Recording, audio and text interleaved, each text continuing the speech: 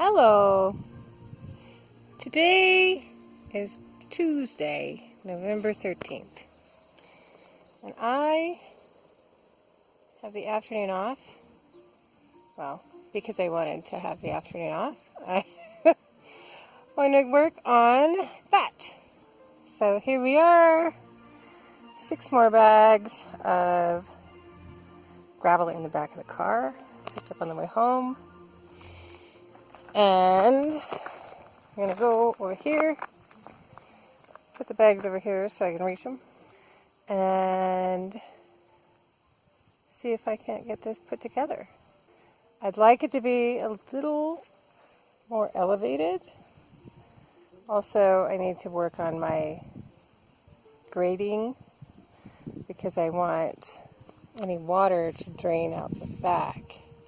So I needed to have a little bit of a downward slope back there. Right now it doesn't have that. So, and there's my ever trusty companion. The camera's kind of glitching out, so I'm going to do what I can to take video. But I also, you know me, I'll video little updates as I go, but I'm not going to worry too much about it. First I got to go change out of my work clothes into some clothes for a sunshiny day. It is 84, I think. Lovely breeze, sunshine, and just a few puffy clouds in the sky. Look at all the mangoes have fruit on them. Supposedly they're good to eat, but I haven't tried them. Zoe, what do you think? What do you say? Okay, so, progress so far. The giant pile of rocks that was here has been redistributed a bit so that the little river will look like it is sort of coming from there into here, rather than just having an awkward terminus there. There will be here a rain barrel, and that's what's going to feed it with an overflow, small overflow pipe, so that it doesn't generate too much erosion as it hits the rocks. Anyway, all the rocks that were all around here have now been distributed in here, and over there, and over there. Anyway, the only plastic you can see is under what I intend to be the water line. That's a huge relief. I need to put maybe some small rocks in that drain area so it's a little less visible, but the pond is virtually done. It just needs water. I could add a little bit more rock here, but I actually think I may end up putting some gravel in there to prevent too much movement. We get some good water flow going here. It'll move some of the, well, it'd move any of these rocks really without too much trouble with the water pressure we get. Based on what we've seen on our gravel road. Rock movement is not difficult for heavy rain, but that is also why I've got so many rocks in here, because they will hopefully serve to lock themselves together. But a bit of small loose gravel, like the stuff I purchased, should help to reduce movement, because if they don't have anywhere to go, then they don't move. But we'll see. I'm really curious. I don't want to do too much to it until I actually have water go through, because I want to see how it works. I don't know yet. But I've shored up the back there so I can fill that with soil without too much concern about erosion. I've also started looking a little bit on where my downward slopes are so that I can catch soil when we add the soil. So here, there's an extra layer of rocks there. I need to put maybe another couple right there. Just right there and right there. For the same reason, because this is a downward slope. And here also, we don't want to lose all our soil and fill the pond. That would suck. So an awful lot of work in this pond. But I'm really happy with it. I think when it gets full of water, it's going to be a fantastic pond. We're going to have some spoiled ducks. And then over here, so now that I had all that pile of rocks moved, I was able to create a space to lift these pavers out and set them aside. I've got my bags of gravel here. I'm going to start splitting them up and then dumping them into this area here to build it up a little bit and then work on grading so that we have the downward at the back for hosing it out. Really excited about this duck thing. Yesterday a lady at work said she has silky chickens. And to entertain yourself, I encourage you to look online and just get pictures of silky chickens. They're hilarious. They're fluffy. They don't have normal feathers, nor a normal feather formation. They look like a cross between a chicken and a llama. Anyway, they're hilarious. But, oh, here's my other little companion, Susie Q. She's got a lot to say today. Talkie.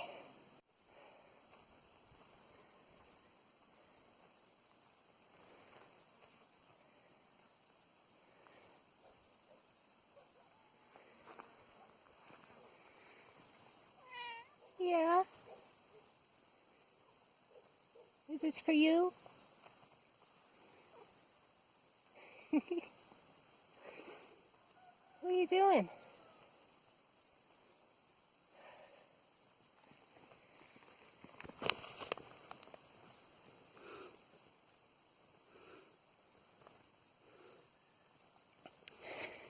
So, here's the duck floor. Susie likes it. Yeah, thinks it's for her.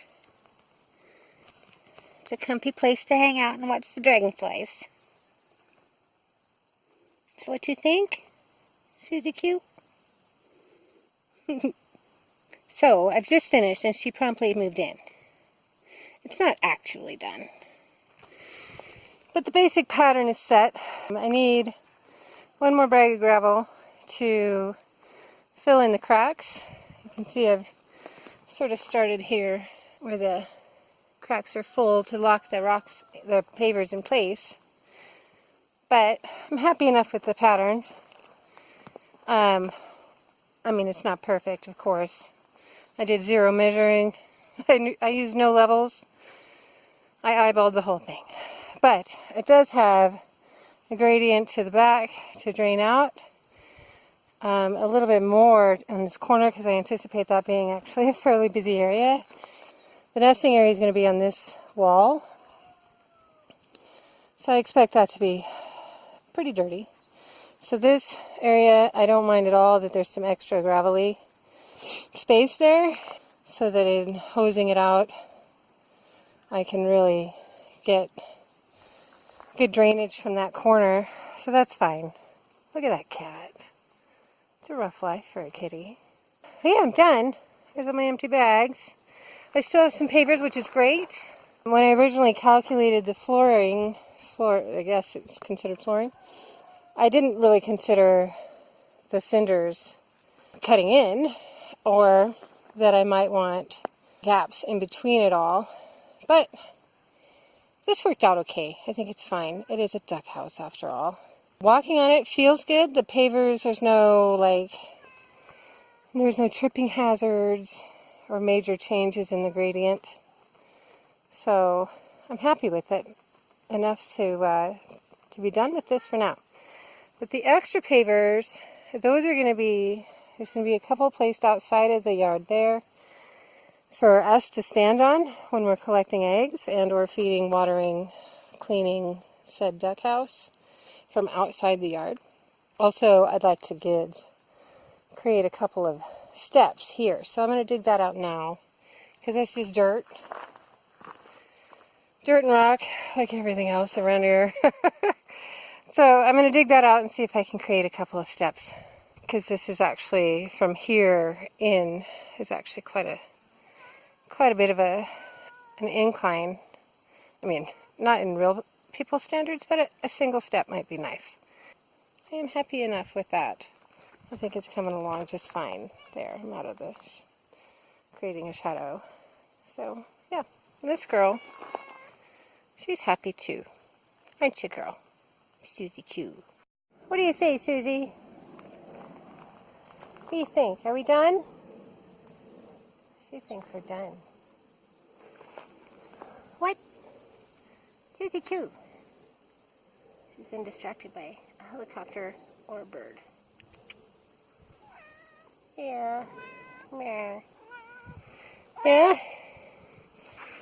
She likes the headbutt. She's so funny. She'll stand up on her hind legs just to headbutt.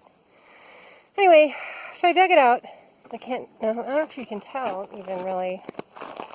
Anyway, I dug it out and I put the steps in. They're teeny tiny steps for teeny tiny duck feet.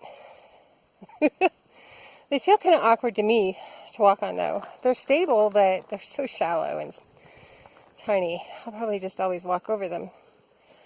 In the process of clearing that out, all the rocks that were there went here to be a little flower bed in front of the duck house. There will be a wall in this segment here. This will be open for them to just walk in, but there will be a wall on this side. So there's a little gap here, but then a little bed, because I plan to put some sort of little homemade lattice from mango trees, like those, but not those, because I won't cut those down, on the house for like sweet peas or something to grow and look pretty. And also because I guess the ducks like sweet peas, so that's it's also somewhere to put the rocks. So the foundation is essentially done, just needs some gravel. Little flower bed there. So the next thing will be, I probably need 3 bags of gravel total, maybe 1.5 to fill all the gaps between the pavers, and another couple or 1.5 to do footings. But first I've got to get posts cut, and then I can do gravel and cement on those posts to hold them in place. But I'm debating on how I want to do it. If I want to build my wall segments like a kit house and then put them up and cement them after they've been built, or if I want to stick build the house. We'll see. But something's going to happen this weekend. This weekend I also have someone I know who has cut a bunch of these mangoes. See how skinny they are? So they're skinny and fairly straight. That's what all these down trees over here are. But this is all I have, and I don't want to cut any more down, because although a lot of people don't like these trees, I do. Some people, though, they'll grow so dense that like you can't even see through them. They're just wound up around each other in huge, huge, thick forests of them. So this guy that I know, he had that going on at his house, and he wanted to clear some land. There's a helicopter up there. So tourist season is on right now. There's a ship in town, and so there's a lot of helicopter tours going on. Rainy season's over, and so tourist season is on. So these trees, being so skinny and straight, they're useful for a lot of things. I want some to do the fence, and a lattice for the little house, and probably some ornamental wood trim on the little house. And then I want to build a privacy screen over there to hide the trash cans, and a variety of other things. Because it's free, it's very useful, it's extremely strong. I mean, that's what we built our catchment roof with. And although it's droopy, that's not because of the wood that was used, that's because of the technique. But it's holding up, and for what I want to do, and nothing I'm doing is structural. It's a fence to keep ducks in, it's lattice for plants to grow on, privacy screen, that kind of stuff. He said he's got like half an acre of these things cut down, because he's clearing to put in more garden space for himself, and he has so much of it that he doesn't even know what to do. He's like, I have stacks and stacks of this stuff. So I've talked him into giving him to me. Not all of it, of course, but like a truckload. And that'll save us from having to cut stuff down. I'm going to go this weekend and help him load up his truck. And then he's going to drive here, and we're going to unload it here. And I'll have fencing material and for whatever else I want to do. Anyway, that's enough for today. I'm going to go clean up, get myself a glass of water. I'm happy enough with how this is going. Bye, backyard. Oh, I also have to clean up my mess. But, yeah, you know. Bye.